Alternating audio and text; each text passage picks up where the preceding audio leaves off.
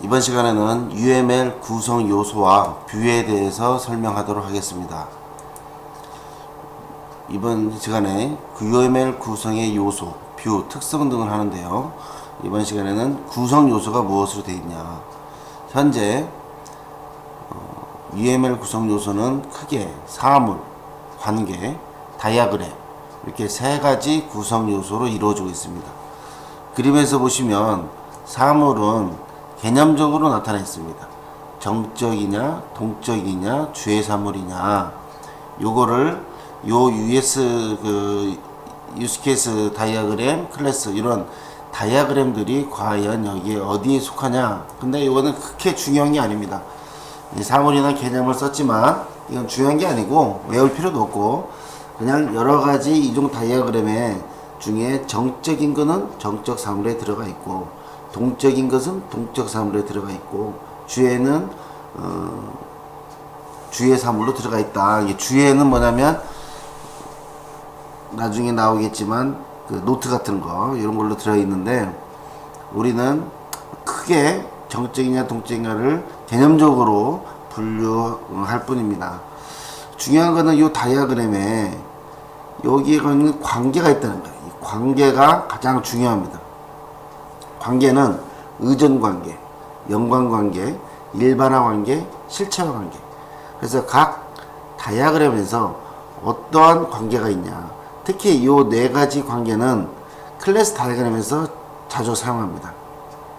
물론 의존관계는 컴포넌트나 이런 데서 쓰지만 클래스 다이아그램에서 주로 나오는 관계입니다. 이 관계를 잘 알아야 여러분들이 객체 사이에 다이아그램 그 라인을 어떻게 긋느냐, 클래스 사이에 관계를 어떻게 맺느냐 이거를 하기 때문에 관계가 가장 중요하고 그래서 요 세 가지에 대해서 구성 요소로 이루어지니까 요걸 가지고 하나씩 공부하면 되겠습니다. 그러면 정적 사물에는 모델의 구조, 즉 개념적 물리적 요소를 표현하는 명사다. 특히 대표적인 것들이 클래스, 인터페이스, 통신, 컴포넌트, 패키지, 노드 등이 있다. 입니다. 이러한 개념들을 지금 설명을 드리겠습니다. 클래스는 앞 시간에도 설명했듯이 속성, 오퍼레이션, 즉 메서드라고 하죠. 그 다음에 관계, 그 다음에 의미를 공유하는 객체를 기술한 것이고 이렇게 직사각형으로 표현을 한다. 이렇게. 그 다음에 클래스고 이 그림 2-2를 보시면 요 자동차가 뭐예요? 클래스 이름. 요거는 속성 어트리뷰트 속성이고 요거는 오퍼레이션 메서드라고 하죠. 메서드 요렇게 이루어진 게 바로 클래스입니다. 자, 인터페이스는 뭐냐? 인터페이스는 클래스 또는 컴포넌트의 서비스를 명시하는 오퍼레이션을 모아놓은 거. 오퍼레이션을 모아놓은 거. 요 그림하고 똑같은데 여기 그림의 차이점은 뭐 있어요? 여기 인터페이스라고 되어 있죠. 요게 뭐예요? 1장에서 배웠는데 요 인터페이스를 우리는 스테레오타입이라고 해요. 스테레오타입을 우리가 인터페이스로 써서 이 클래스는 인터페이스구나 라고 알 수 있어요. 그래서 이거는 인터페이스 이름이에요. 나머지는 어트리뷰트 멤버하고 똑같아요. 근데 우리가 지금 눈에는 안 보이지만 뭐가 있을까요? 앞에서 인터페이스에 대해서 배운 강의를 들은 학생들은 이 인터페이스와 이 클래스의 차이점이 뭐다 알 수 있을 거예요.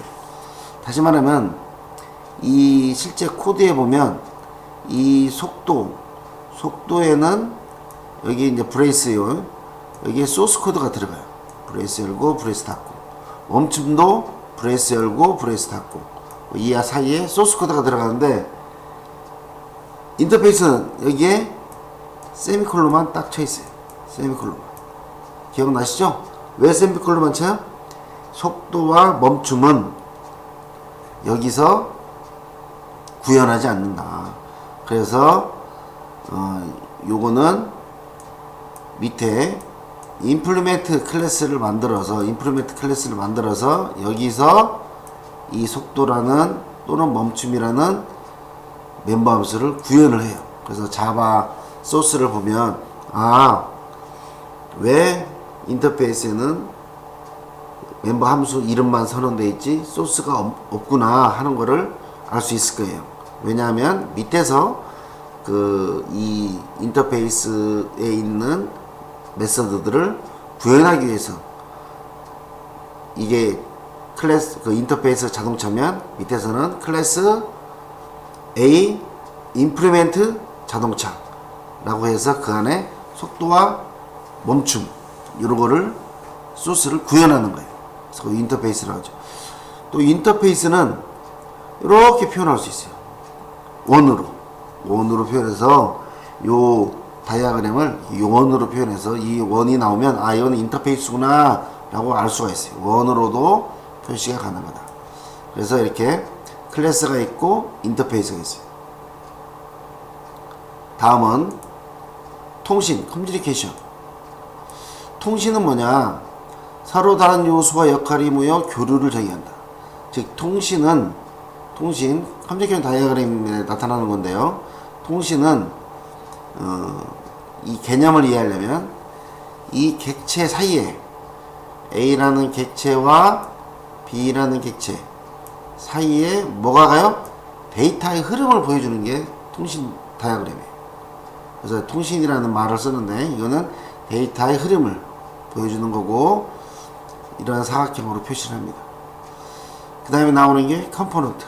오늘 제가 컴포넌트에 대해서 이야기를 좀 할 건데요. 컴포넌트라는 게 뭐냐?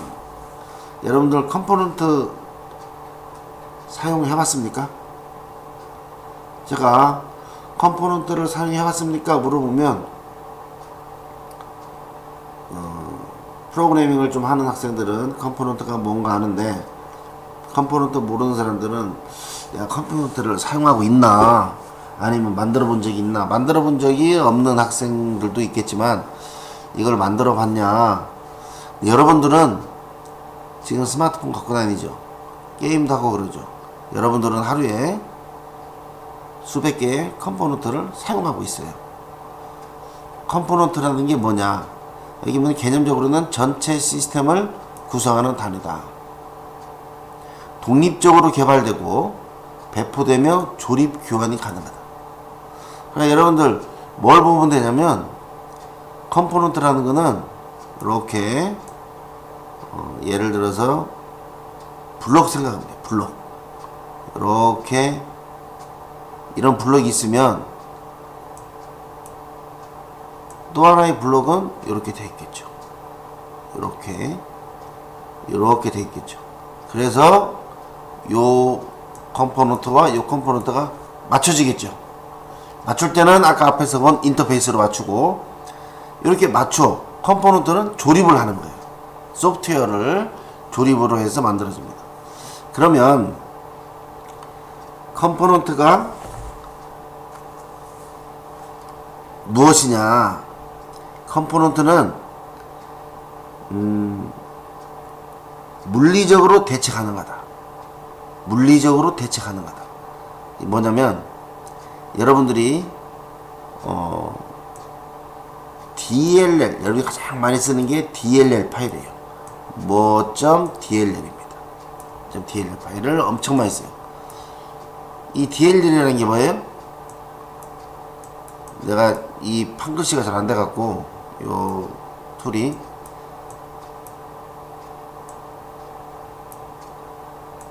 다이나믹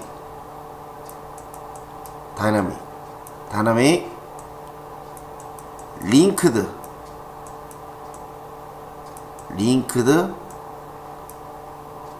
라이블러리예요.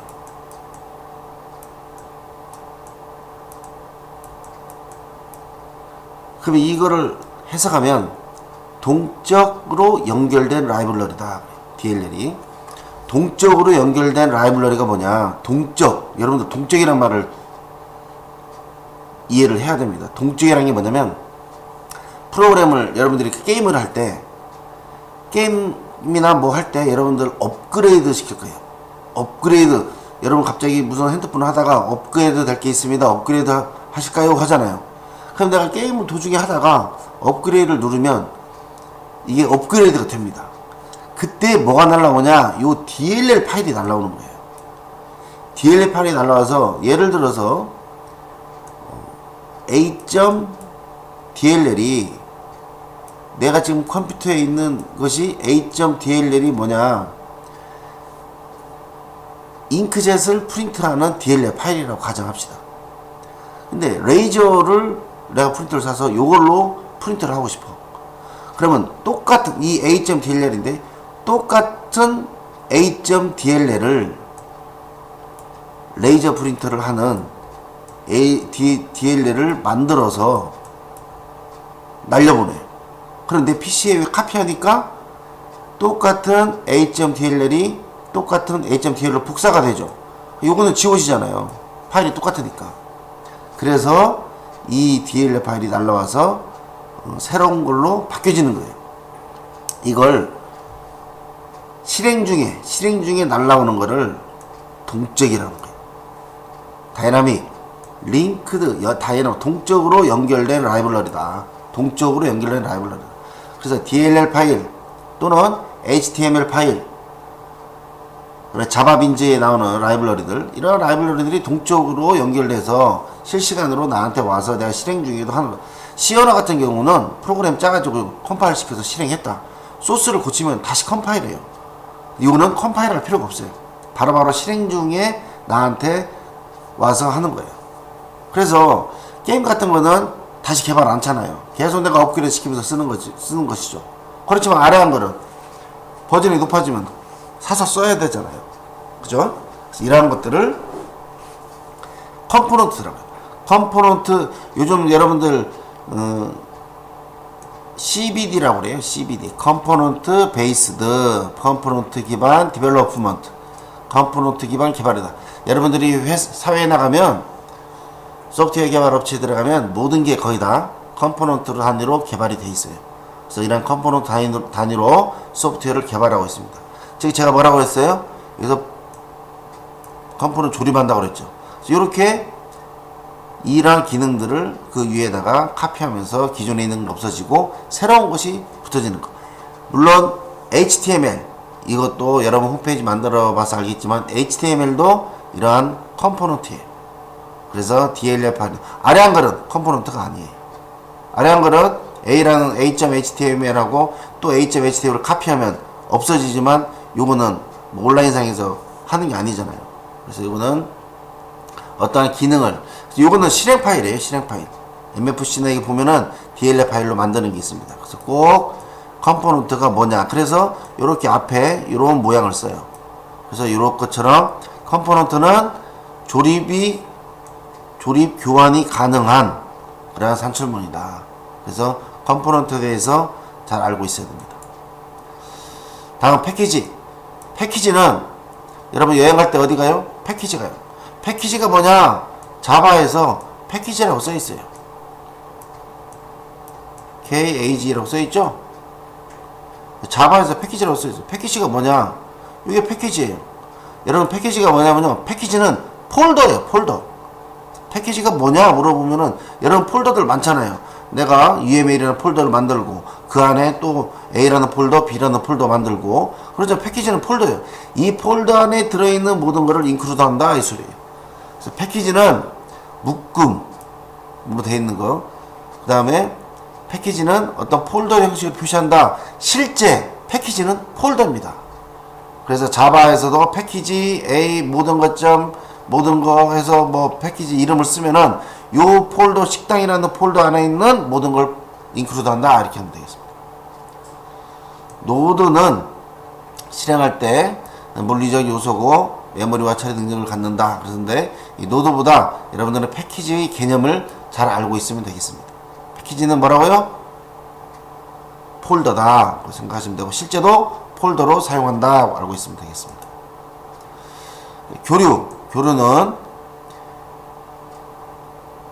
교류는 다음 시간에 바로 설명을 드리겠습니다. 자, 그럼 동적 사물에 대해서 이어서 해보면 교류라는 게 있어요. 교류. 인터랙션이라고 하는데, 교류는 인터랙션의 개념이 뭐냐면 여기 보면 객체들 간에 주고받는 메시지다. 그래서 인터랙션이라고 말을 쓰고 예를 들어서 이렇게 메시지를 주고받잖아요. 메소드로. 그래서 이런 거를 교류라고 그래요. 그래서 메시지를 주고받게 되는 거. 정확하게 교류에 대한 여러분들이 이 인터랙션이라는 내용이 뭐냐면 상호작용이잖아요. 예를 들어서 지금 현재는 이 교류라는 개념이 인터랙션이라는 개념이 뭐냐면 여러분들이 쇼핑몰 TV를 보면 TV에서 나오는 것만 보여주고 있어요. 모델이 옷을 입고 나오다든가 이렇게 보여주고 있는데 우리는 보기만 하죠. 이거는 한쪽 방향만 보여주는 거예요. 교류라는 거는 내가 리모컨을 들고 어떤 경우는 모델 모습을 보이고 어떤 경우는 그 아나운서 사회 보는 분의 모습이 보이는데 내가 리모컨으로 클릭하면 모델의 모습이 보여줄 수 있고 내가 모델의 뒷모습을 보고 싶다. 뒷모습을 보고 싶고 이렇게 나와 상호 작용을 하면서 하는 거. 요거를 교류라고 합니다. 또한 아직은 상용화되어 있지 않지만 드라마 같은 거 볼 때도 배우가 막 옷을 입고 오고 귀걸이도 차고 이렇게 그 드라마 같은 거 나오는데 이건 한쪽에서만 보여주는 거잖아요. 우리가 교류라고 하면 리모컨을 가지고 배우의 귀걸이를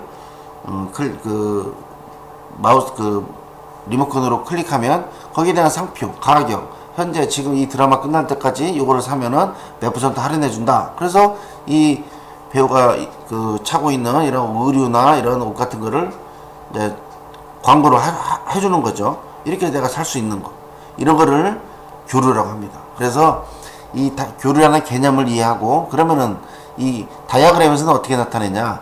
객체와 객체 사이에 주고받는 메시지를 교류다 그래요. 다음은 유스케이스. 유스케이스는 뭐냐. 참 유스케이스란 말이 여러분들 여기 보세요. 유스케이스. 이건 사용이죠. 유스는 사용. 케이스는 경우. 사용 경우라고. 그래서 우리나라 말로 어떤 데는 사례라는 거예요. 사례. 어떠한 예다. 예. 또 처음 유스케이스란 이런 UML 다이어그램이 우리나라에 들어왔을 때 이걸 번역하는데 아주 멋있게 번역했더라고요. 뭐라고 번역했냐면 사용 예를 순수 한국말인 것 같아요. 쓰임새다 그랬어요. 쓰임새다 그래요. 쓰임새라고 그랬어요. 사례라는 말도 있고. 그런데 하나의 경우죠. 사용하는 경우니까. 근데 우리는 어떻게 쓰냐? 그냥 한글로도 use case라고도 말을 하고 영어로도 이렇게 use case라고 쓰듯이 그냥 use case라고 우리가 표현을 합니다. 그래서 앞으로는 사례나 쓰임새 이런 단어를 안 쓰고 그냥 use case다 라고 써요. 이 use case도 뭐냐? 여기 actor라고 나오죠. 나중에 use case 다이어그램에서 설명을 해줄 건데요. 액터라는 사람이 사용자예요. 사용자와 이 유스 케이스와 어떠한 일을 하냐. 쉽게 말하면 어떤 시스템이 있는데 이 시스템을 어떻게 사용하느냐. 쉽게 말해서 예를 들면 ATM기 여러분들이 자주 쓰는 현금 지급기 ATM기를 보면 이 ATM기는 시스템이 이렇게 화면에 있죠. 여기에 현금을 찾는 거냐, 계좌 이체를 하는 거냐, 신용카드로 하는 거냐, 통장 조회를 하는 거냐. 이 시스템 ATM기라는 시스템이 있는 거죠. 그죠? 그러면 이걸 사용하는 사람 누구예요? 사용자예요. 사용자가 어떠한 기능을 눌러서 사용하느냐. 쉽게 말해서 이 ATM기하고 사용자하고의 관계.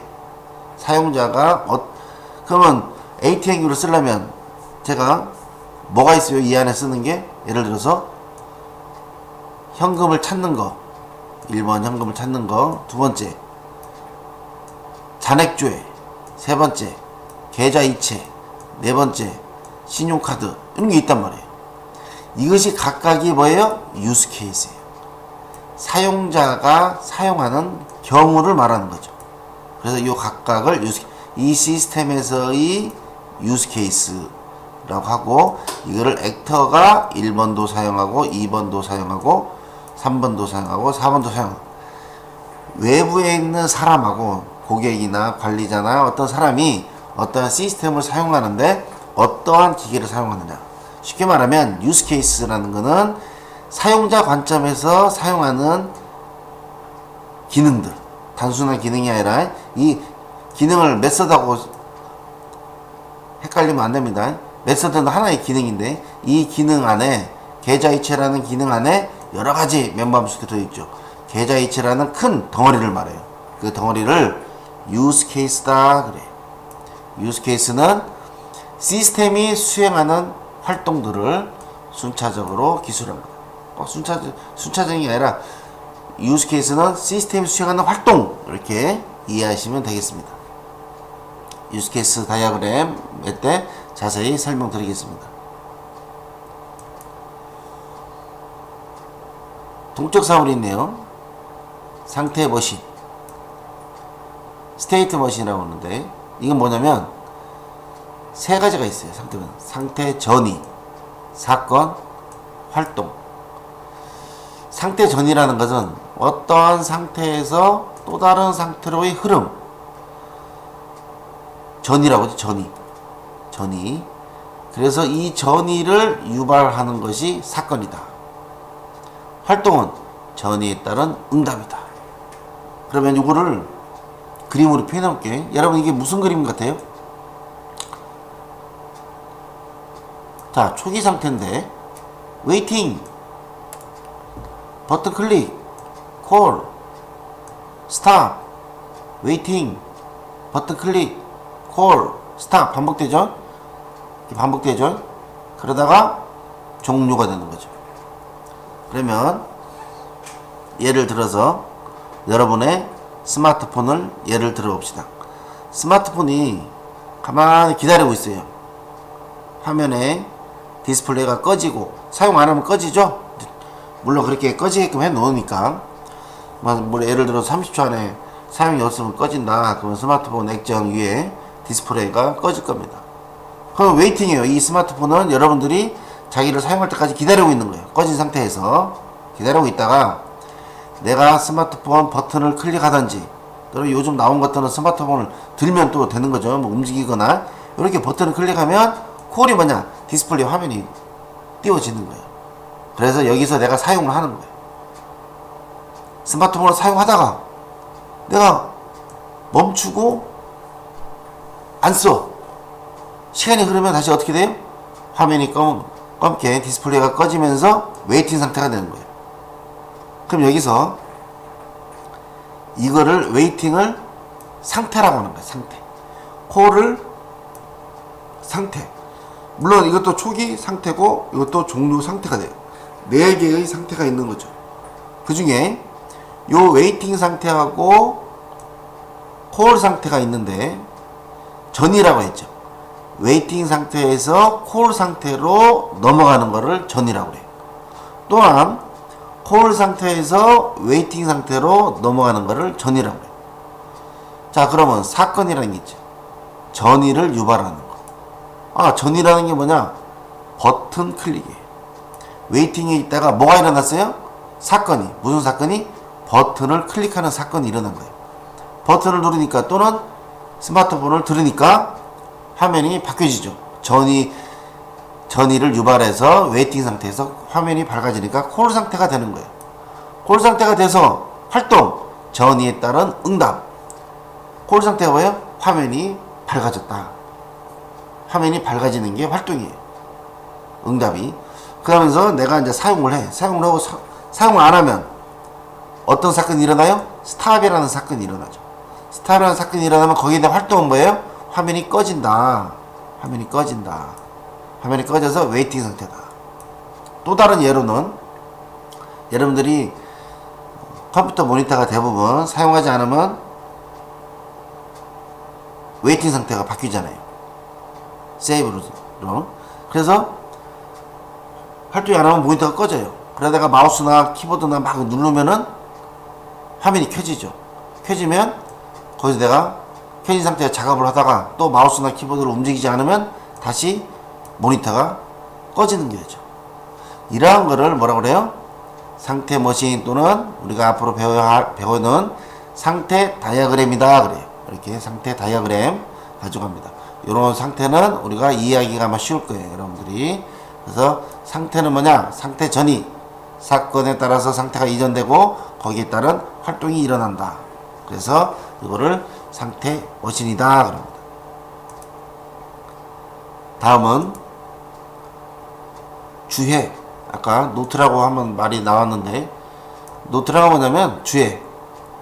모델링에서 주석 또는 제약을 기술한다. 주석 생각하시면 됩니다.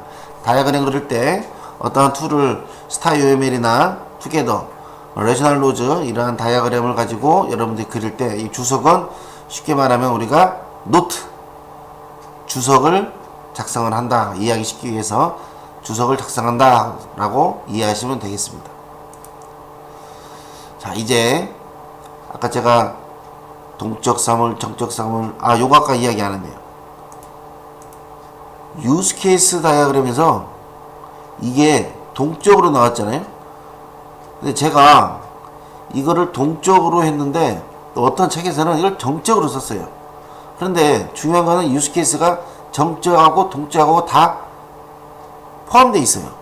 그래서 동적으로도 생각할 수 있고 정적으로도 생각할 수 있어요. 어떤 책에서는 이거를 동적으로 되어 있고 어떤 서적에서는 이걸 정적으로 되어 있고 그러는데, 제가 아까 처음 얘기할 때 정적이나 동적이 중요하지 않다.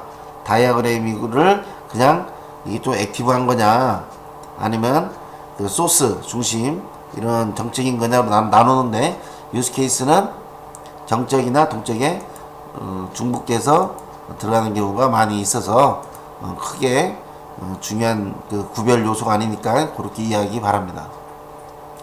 자, 그러면 이제 다이어그램에 대한 요소를 간단하게 설명했고, 의존관계를 써요. 의존, 디펜던시. 의존관계가 뭐냐? 두 사물 간의 의미적 관계다. 한 사물의 명사가 바뀌면 다른 사물에 영향을 끼친다. 반드시 반대가 성립하지는 않는다. 의존하는 사물에 향하는 점선 표현이다. 이렇게. 그러면 이게 한국말이 좀 어려워요. 내가 봐도. 여러분들이 볼 때도 두 사물 간의 의미적 관계가 무엇을 뜻하냐. 좀 깨우통하죠. 한 사물의 명사가 바뀌면 다른 사물에 영향을 끼친다. 이게 뭔 말이냐. 또한 반드시 반대가 성립하지 않는다. 그래서 관계를 이해하려면 여기에 대한 개념적인 예를 가지고 여러분들이 이해하면 굉장히 쉬워요. 예를 가지고. 그래서 자, 텔레비전이 있어요. 텔레비전은 화면에 나오는 거죠. 텔레비전은 리모컨에 의존해요. 리모컨이 KBS 누르면 KBS가 나오고 MBC 누르면 MBC가 나오죠. 리모컨에서 MBC 누르면 TV에서는 MBC가 나와요. 리모컨에서 KBS 누르면 KBS가 나오고 리모컨에서 SBS 누르면 SBS가 나오는 거죠. 그러면 쉽게 우리가 텔레비전은 리모컨에 의존한다. 화살표 방향 잘 봐요. 화살표 점점으로 화살표 방향. 우리가 이 말을 이해할 텔레비전은 리모컨에 의존한다 할 때 이렇게 써요. 의존관계. 한 사물의 명사가 바뀌면 다른 사물에 영향을 끼친다. 이게 무슨 말이냐면 리모컨에서 명사가 바뀌어 KBS로 바뀌어 텔레비전은 KBS가 나오잖아요. 한 사물의 명사가 바뀌면 다른 사물에 이 텔레비전에 영향을 끼치는 거예요. 여기서 SBS가 하면은 여기서는 SBS가 나오니까 요 사물에 대해서 명사가 바뀌면 다른 명사에 영향을 끼친다 이 소리예요. 그래서 이 의존관계를 여러분들은 잘 알고 있어야 됩니다. 내가 요거를 다시 이어서 설명을 하도록 하겠습니다.